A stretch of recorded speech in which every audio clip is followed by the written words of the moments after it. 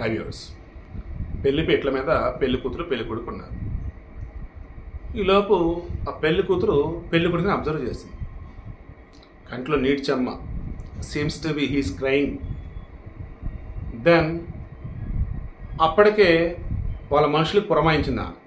ఆమె normal person, doctor. వాళ్ళ మనుషులకి ఏమని పురమాయించింది, ఇతను పెళ్లి మండపానికి వచ్చేటప్పుడు కానీ వచ్చిన తర్వాత కానీ ఆ తర్వాత జరుగుతున్న కార్యక్రమాలు చూస్తూ ఉంటే డల్గా ఉన్నాడు. అండ్ ఇతని పక్కన ఒక అమ్మాయి ఉంటూ ఉంది. మిగతా వాళ్ళంతా వేరు, ఇంకొక పక్కన ఒక అమ్మాయి ఉంటుంది.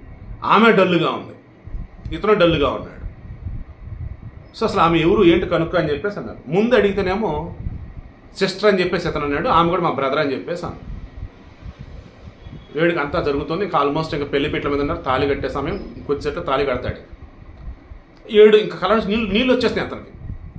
ఇతని కంట్లో నీళ్ళు వస్తున్నాయి. అవతల ఎవరైతే ఇతను చెల్లి అని చెప్పున్నాడో, మా అన్నయ్య అని చెప్పేసి అందో, ఆమె కంట్లో వచ్చి నీళ్ళు వచ్చేస్తుంది. ఎంత అన్నా చెల్లెళ్ళైనా పంపకాలప్పుడు ఏడవాలి తప్ప, అప్పగింతలప్పుడు ఏడవాలి తప్ప ఇదేంది. ఇక ఇమీడియట్గా ఒకసారి మా మాస్టర్ని మీరు ఆగండి అని చెప్పేసి ఆ పూజారి అక్కడ ఎవరైతే పండితులు ఉంటారు కదా వాళ్ళని ఆపింది. పురోహితుడిని ఆపింది. ఆపేసి ఇతడిని అందనమాట, ఎందుకు ఏడుస్తున్నారు అన్నాడు. ఈలోపు పురమాయించారన్నారు కదా, ఆమె వచ్చి చెవులు చెప్పింది, చెల్లి కాదు లవర్ అంట అని. ఇంకంతే, కొట్టినంత పని చేసి నీ లవరా కాదా చెప్పానంటే అవునవును లవరే అని అతను అనటం. ఆమె కూడా అవును మేమిద్దరు ప్రేమించుకున్నాం, సో ఇష్టం లేకుండా పెళ్లి చేస్తున్నారు, అందుకే తట్టుకోలేకపోతామని చెప్పేసి అన్నారు. ఇక దాంతో అమ్మాయి తరఫు వాళ్ళు గోల.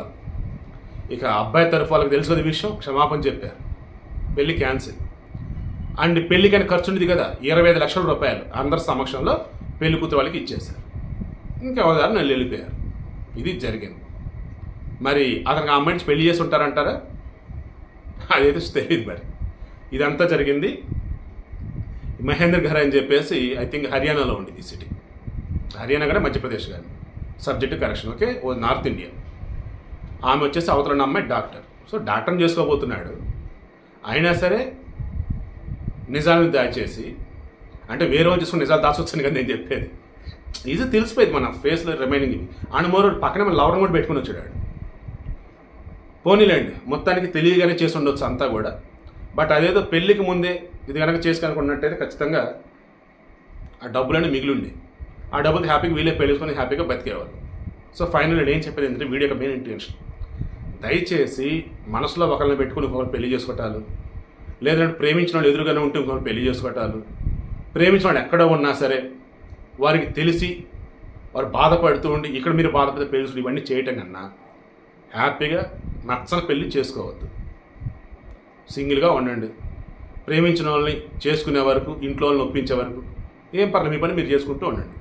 కాదు కూడదంటారా? గతంలో నేను చెప్పున్నా, మీ కళలో నిలబడే స్థాయి ఉంది, జీవితాంతం మీ పెనిమిటిని లేదా మీ భార్యని బాగా చూసుకుంటారనుకున్నప్పుడు దూరంగా వెళ్ళి బతకండి. ఓకేనా? బట్ ఈ రకంగా మోసం పెళ్లి చేసుకోవాలి అన్నట్టు పిచ్చి అయితే చేయకండి.